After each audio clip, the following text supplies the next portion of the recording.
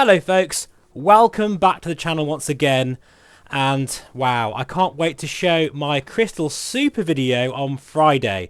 It will be a full review, so make sure you tune in for that one. But today we've got two subjects to cover. One is audio, and two is the issues that people have been experiencing with the Meganex. I thought I would do a bit of a video to give you my thoughts on it and to warn you guys, those who are thinking about still buying a Meganex. So, first of all, as you can see here, I am using some new earbuds. These are by Raycon, and they kindly sent me these for review. I can obviously say what I want to about it. Don't think that I've got to say good things just because I've been sent something. That's not how this channel works, okay? I say what I think, always. But, you know, something that is a bit of an issue right now with the Meganex and some other VR headsets such as the Voucher Aero is trying to get the right solution for audio. So when Raycon reached out to me, I thought, why not test these and see what they're like? So with that being said, I'll just show you some of the unboxing so you know what to expect. These are very nice quality earbuds, I must say, and you get a good feel for how they're going to be, you know, just by unboxing them.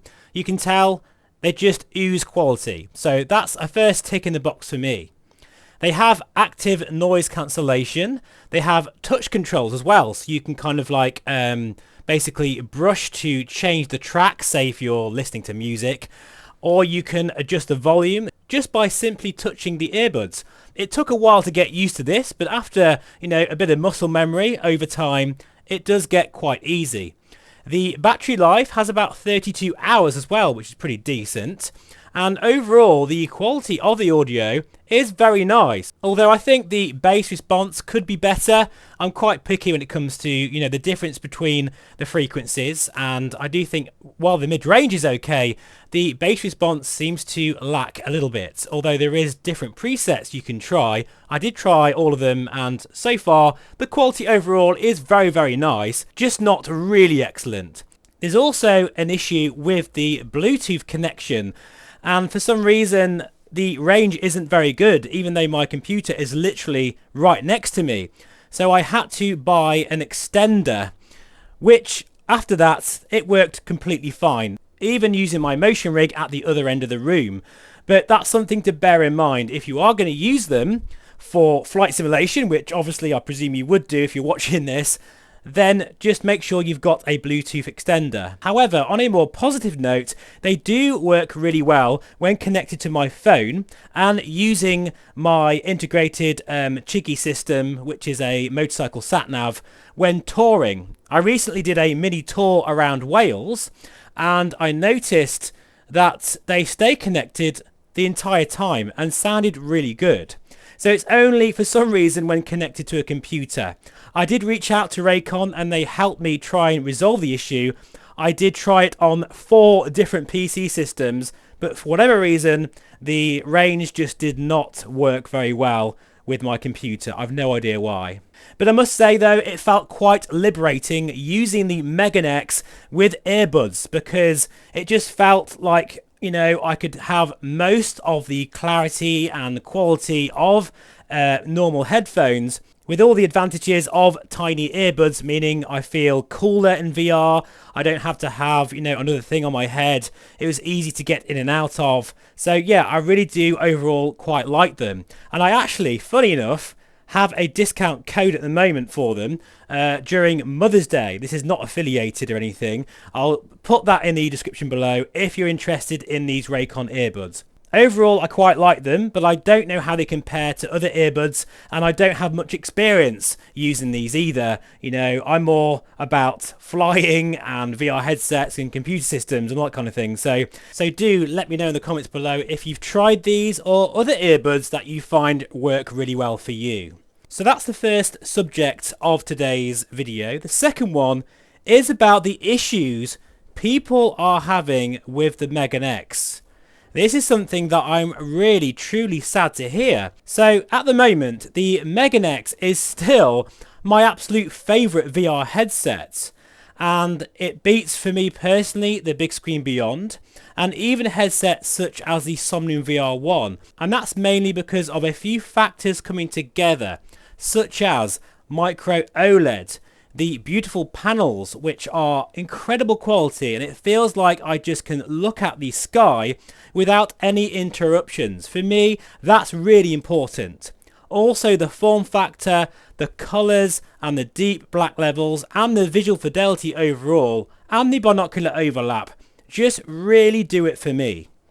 I've said in many of my videos that VR is a very personal thing, and what I like might not be what you like. And funny enough, I actually do recommend the Big Screen Beyond version 2 over the Meganex for most people, which I've said recently in my comparison video. I've also stated in my full review of the Meganex that I don't know why it's not as sharp as it should be, and both the Crystal Light and Somnium VR1 are most definitely sharper. I actually got quite a bit of hate for saying that at the time, but now people are starting to realise that that is true. Now, regardless of specifications and what things say on paper, I always say my eyes never lie. And in some ways, I am a little bit relieved that other people are noticing the same things. There is a couple of theories going round at the moment that the Meganex team, Shift All, only put 4K panels in for marketing purposes, and that the lenses themselves cannot resolve all of the detail and they're really meant for 2.5K per eye. I'm not quite sure how that works personally myself, but there you go. There's another theory going around which I think is probably more likely, that actually the Meganex is upscaling its image to 90 Hz, very much like the Big Screen Beyond version 2 and version 1. And feasibly, it could be that the native resolution is only available at a lower refresh rate of say 72 or 75 Hz. Now there will be an update soon that may increase the sharpness even more. However, that might mean a lower refresh rate, which will be a shame. I've noticed that 5000 by 5000, which is what I use, does make it look very nice, and for me personally it is sharp enough, very similar to that of the Big Screen Beyond at 75 Hz, probably a bit sharper, but you've got that extra fill factor, those better colours, and the panel of this thing is absolutely beautiful, and I still stand by what I say. This personally for me ticks all the boxes at this point in time. There's other issues too, unfortunately, such as buggy software, something else I did say in my full review. And I do worry that some people are not really listening to some of the things I am saying in these reviews, so please make sure that when you watch my videos, make a note of all the things that I'm saying, especially things that are negatives. I did say that the brightness slider is not working, and that sometimes the headset can bug out in software. I also did warn people that there is warping on the display as well, especially if you don't dial it in. This headset is very sensitive to the positioning of your head. That's why it's got a tilt slider, an eye relief and diopter adjustment. Talking of which, it took me a while to adjust my diopter, and actually it's not until I got the VR Optician lens inserts it really seemed to help resolve some of that clarity. So check out VR Optician actually, because I do still have a nice discount for all VR Optician lens inserts, especially for the Somnium VR1 and Meganex. I'm really sad to hear that these issues are still happening for those who have bought this headset. And it's quite strange when I can clearly see that they are polarizing opinions. Some people just don't like it, others absolutely adore it, and it's now their daily driver. I'd like to reference Mark from the Sim Hanger, a fantastic YouTuber that gives you brilliant reviews of all things flight simulation. He's recently posted his Meganex first impressions video from the MRTV showcase, and he absolutely loves the headset and he's thinking very seriously about buying it. However, other people, such as my Discord, someone who owns a Vario XR4, I won't say your name buddy, but you know who you are, and thanks for your support. He doesn't like the headset because of the clarity. Although to be honest, going from the Vario XR4 with a 55 ppd panel, you're definitely going to notice the clarity difference. Before I end the video, I have a suggestion for anyone out there who owns a Meganex but they're not very happy with it for whatever reason. If you'd like to send it to me so that I can compare it to my Meganex, I think that would make a very interesting comparison, because I've got a feeling there might be some variations with the mass-produced Meganexes compared to the one that I was given, perhaps even cherry-picked by Shiftall.